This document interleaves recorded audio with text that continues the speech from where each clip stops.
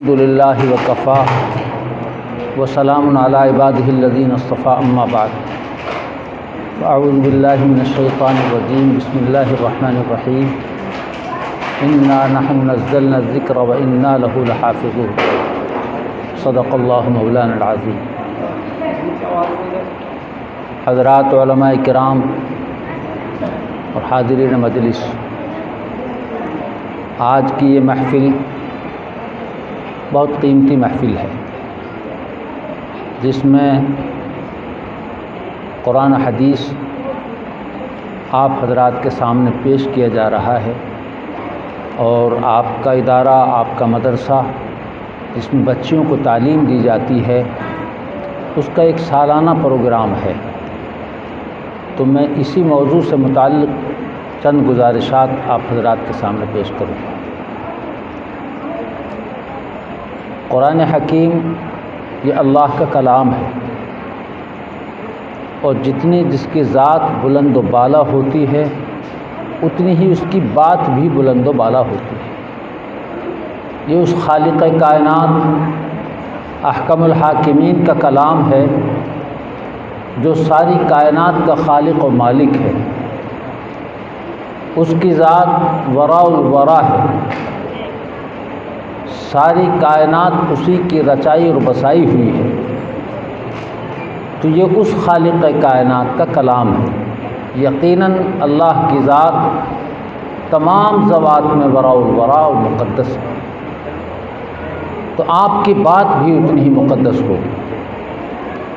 دنیوی اعتبار سے ہم سمجھیں، ایک تو معمولی آدمی کی کوئی بات ہوتی ہے، ایک سرپنچ صاحب نے کوئی بات کہہ دی ہے، ایک تحصیلدار صاحب نے کوئی بات کہہ دی ہے، ایک ایس ڈی ایم نے کوئی حکم دے دیا ہے، ایک ڈی سی صاحب نے کوئی آرڈر کر دیا ہے، ایک وزیر اعلیٰ صوبے کا اس کا کوئی بول ہے، ایک وزیر اعظم کا ہے۔ ظاہر سی بات ہے کہ ان تمام میں فرق ہے بہت بڑا۔ بات اور بات میں وہی بات وزیر اعظم کہہ رہا ہے، اور وہی بات ایک عام آدمی کہہ رہا ہے، اس میں زمین آسمان کا فرق ہوتا ہے۔ بڑوں کی بات میں وزن ہوتا ہے، اور اللہ جل شانہ جس نے ساری ایک کائنات رچائی اور بسائی ہے، سب کا خالق اور مالک ہے، اس کی بات بھی یقیناً اتنی ہی بلند و بالا ہو۔ اللہ جل شانہ نے قرآن حکیم میں خود ارشاد فرمایا، انا نحن نزلنا الذکر وانا لہ لحافظون۔ ہم نے ہی اس قرآن پاک کو اتارا ہے، اور ہم ہی اس کی حفاظت کرنے والے ہیں۔ ہر زمانے میں دشمنان اسلام نے ناپاک کوششیں کی ہیں، قرآن کریم کو مٹا دیں، قرآن کریم میں حذف و اضافہ کر دیں، تحریف و تبدیلی کر دیں، لیکن اس مشن میں آج تک کوئی شخص کامیاب نہ ہو سکا ہے، نہ قیامت تک ہو سکے گا۔ آج اسلام دشمن 26 آیات کے نکالنے کا مطالبہ کر رہے ہیں، عدالت میں پٹیشن داخل کی ہے۔ اللہ ان کو عقل دے، سمجھ دے۔ یہ صرف اسلام میں رخنہ ڈالنا، مسلمانوں میں تفریق پیدا کرنا، ناپاک عزائم ہیں۔ انشاءاللہ وہ ان اپنے ناپاک عزائم میں کبھی کامیاب نہیں ہوں گے۔ جس کا خود اللہ جل شانہ نے حفاظت کا ذمہ لے لیا، گارنٹی لے لی، ہم نے ہی اس قرآن پاک کو اتارا ہے، اور ہم ہی اس کی حفاظت کرنے والے ہیں۔ فصاحت و بلاغت کے اعتبار سے معجز ہے، معجزہ۔ اور ایسے حالات میں اور ایسے وقت میں یہ قرآن پاک اترا ہے جب فصاحت بلاغت کا زبردست زور شور تھا۔ بڑے بڑے اچھے اچھے کلام کہنے والے عربی میں فصیح بلیغ عرب لوگ اپنے اپنے کلام کہا کرتے تھے، اور ان کو بیت اللہ پر لا کر لٹکایا کرتے تھے۔ جج صاحبان آتے تھے، سارے کلاموں کا موازنہ کرتے، جس کا کلام سب سے زیادہ فصیح اور بلیغ ہوتا، زیادہ اونچا ہوتا، اس کو انعام و اکرام سے نوازا جاتا۔ حضور اکرم صلی اللہ علیہ وسلم نے 3 آیتوں والی ایک سورت انا اعطیناک الکوثر فصل لربک وانحر ان شانئک هو الابتر، آپ نے بھی یہ 3 آیتوں والی ایک سورت انہی کلاموں کے درمیان میں لکھ کر کے لٹکوا دی۔ اب جب صاحبان آتے ہیں، چاروں طرف گھومتے ہیں، چکر لگاتے ہیں اور اس آیت پر آ کر کے کھڑے دنگ رہ جاتے ہیں، دوبارہ گھوم کر آتے ہیں اور پھر اس انا اعطینا کے اوپر آ کر ٹھہر جاتے ہیں، پھر چکر لگا کر آتے ہیں اور اسی پر آ کر کے وہ پھر ٹھہر جاتے ہیں۔ اور وہی منکرین مشرکین جو اللہ کے رسول صلی اللہ علیہ وسلم کو کسی قیمت پر نبی ماننے کے لیے تیار نہیں تھے، قرآن کو اللہ کا کلام ماننے کے لیے تیار نہیں تھے، یوں کہتے تھے کہ محمد رات میں گھڑتے ہیں اور دن میں سنا دیتے ہیں کہ میرے اوپر یہ نازل ہوا ہے، یہ کہا کرتے تھے۔ انہی دشمنان اسلام کے قلم سے لکھوایا اللہ نے ما ھذا قول البشر، یہ انسانی کلام نہیں ہو سکتا۔ انہی منکرین کے ہاتھ سے لکھوایا گیا کہ یہ ایسا کلام ہے جس کی نظیر کوئی پیش نہیں کر سکتا، اور قرآن کریم نے خود چیلنج کر دیا ہے فَأْتُوا بِسُورَةٍ مِّن مِّثْلِهِ، اگر ایسا ہے کہ میں رات میں گھڑتا ہوں صبح تم کو سنا دیتا ہوں تو تم بھی تو بڑے فصیح بلیغ ہو، اہل لسان ہو، اچھے کلام کہنے والے ہو، تم ذرا ایک آیت ایک سورت ہی بنا کے دکھلا دو اور ایک آیت ہی بنا کر دکھلا دو۔ فَإِن لَّمْ تَفْعَلُوا وَلَن تَفْعَلُوا، قرآن نے چیلنج کیا ہے، اگر تم ایسا نہیں کر سکتے، ایک آیت ایک سورت بھی پیش نہیں کر سکتے اور ہرگز نہیں کر سکو گے، تو پھر اس آگ سے ڈرنا چاہیے جس کا ایندھن انسان اور پتھر ہو۔ تو میرے بزرگوں، قرآن کریم نے ہر زمانے میں اس کی حفاظت کی ہے، اور اس کی حفاظت سے متعلق جو بھی اسباب اللہ چاہتا ہے وہ اسباب پیدا ہو جاتے ہیں۔ حضور اکرم صلی اللہ علیہ وسلم کے زمانے میں تو صحابہ کرام اس کو یاد ہی کر رہے تھے، محفوظ کر رہے تھے۔ آپ کے بعد صحابہ کرام نے، تابعین نے، تبع تابعین نے، ائمہ نے اور بزرگان دین علماء کرام نے ہر زمانے میں قرآن کریم کا تحفظ کیا ہے۔ آج قرآن کریم کے الفاظ کی حفاظت حفاظ کرام کے ذریعے ہو رہی ہے۔ آپ دیکھتے ہیں آپ ہی کے علاقے میں ایک دو نہیں، سینکڑوں نہیں، ہزاروں نہیں، لاکھوں کی تعداد میں ایسے افراد ملیں گے جن کے سینوں کے اندر قرآن کریم من اول ہی آخری محفوظ ہے، اللہ نے محفوظ کر رکھا ہے۔ کوئی ایک حافظ کی مجال نہیں، تراویح میں سناتا ہے، کہیں کوئی ذرا سی بھی اوک چوک ہو جائے گی پیچھے والا فوراً ٹوکے گا کہ ایسا نہیں بلکہ ایسا ہے۔ تو یہ حفاظ قرآن کریم کے الفاظ کا تحفظ کر رہے ہیں۔ قرہ کی جماعت پیدا کر دی، جو قرآن کریم کو صحیح انداز میں ادا کیا جائے، اس کا تلفظ گھٹانا بڑھانا اخفاء اظہار کما حق ہو اس کو ادا کیا جائے، بگاڑ کر نہ پڑھا جائے، قرہ اس کی حفاظت کرتے ہیں۔ ایسے ہی مفسرین کی جماعت پیدا کر دی، جو قرآن کریم سے نکلنے والے مطالب معانی ان کی حفاظت کر رہے ہیں۔ خود قرآن کی تفسیر کرتا ہے یا قرآن کی تفسیر حدیث کے ذریعے ہوتی ہے، اپنی ذاتی رائے سے کوئی آدمی قرآن کی تفسیر نہیں کر سکتا۔ تو مفسرین قرآن کریم کے معانی و مطالب کی حفاظت کرتے ہیں، مفسرین کی جماعت پیدا کر دی، مفتیان کرام کی جماعت پیدا کر دی، جو قرآن کریم سے نکلنے والے احکامات و مسائل ہیں وہ ان کا تحفظ کر رہے ہیں۔ غرض ہے کہ یہ مفتیان کرام، مفسرین، محدثین، حفاظ، قراء، مولانا، علماء، یہ سارے کل پرزے قرآن کریم کے تحفظ میں لگے ہوئے ہیں۔ یہ کہاں سے تیار ہو کے نکلتے ہیں بھائی؟ کہاں سے آتے ہیں؟ زمین سے اپجتے ہیں، آسمان سے آتے ہیں؟ یہ ان دینی مدارس سے بن کر نکلتے ہیں۔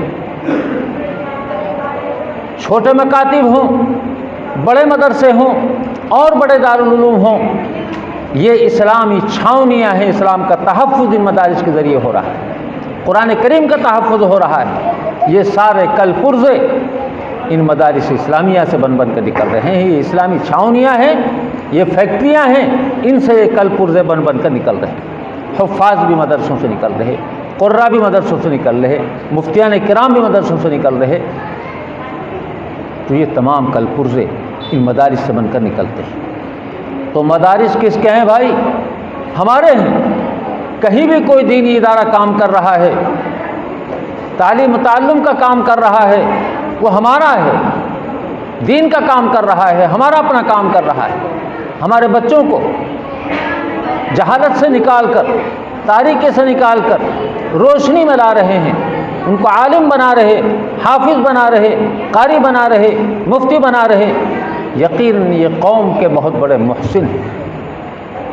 مولانا محمد عمر صاحب ابھی تفصیل سے آپ کے سامنے فرما رہے تھے کہ اس کی اہمیت ہمارے ذہنوں میں نہیں ہے۔ عصری تعلیم، دنیاوی تعلیم، اس کی تو حیثیت ہے۔ چھوٹا سا بچہ ابھی پہلی کلاس میں داخل کیا، KG میں داخل کیا ہے، نرسری میں داخل کیا ہے، اس کو تو صبح صبح اسکول کے وقت سے پہلے اٹھائیں گے بھی، ہاتھ منہ دھوئیں گے، تیل لگائیں گے، سر کے بالوں کو سوتیں گے، ڈریس پہنائیں گے، بستہ ہاتھ میں لیں گے اور اس کو ساتھ میں لے کر کے امی یا ابو اسکول پہنچا کر آئیں گے۔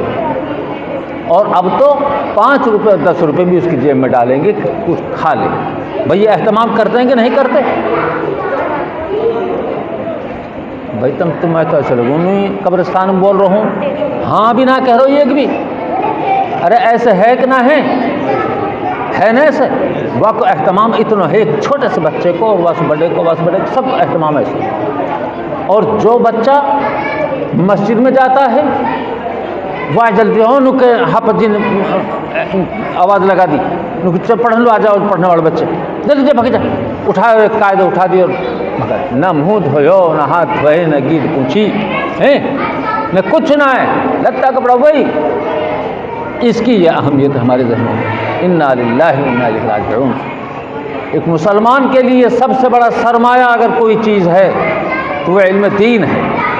ٹھیک ہے، وہ ابھی ہماری ضرورت ہے۔ ان بچوں کو خاموش کرو بھائی، ان بچوں کو خاموش کرو، یہاں کوئی بات نہ کرے، خاموش بیٹھ جاؤ۔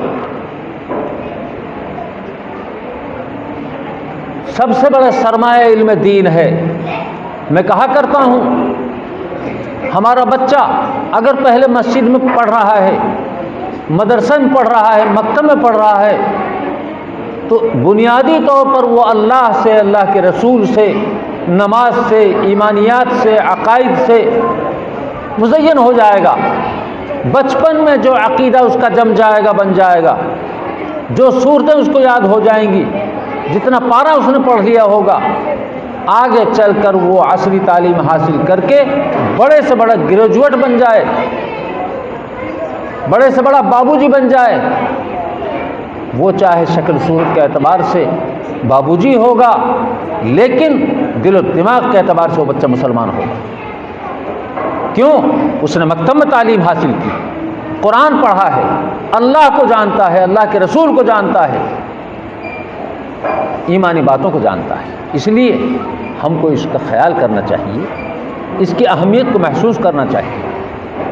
یہی چیزیں ہیں جو دنیا میں اور آخرت میں سرخرو کرنے والی ہیں، کامیاب کرنے والی ہیں۔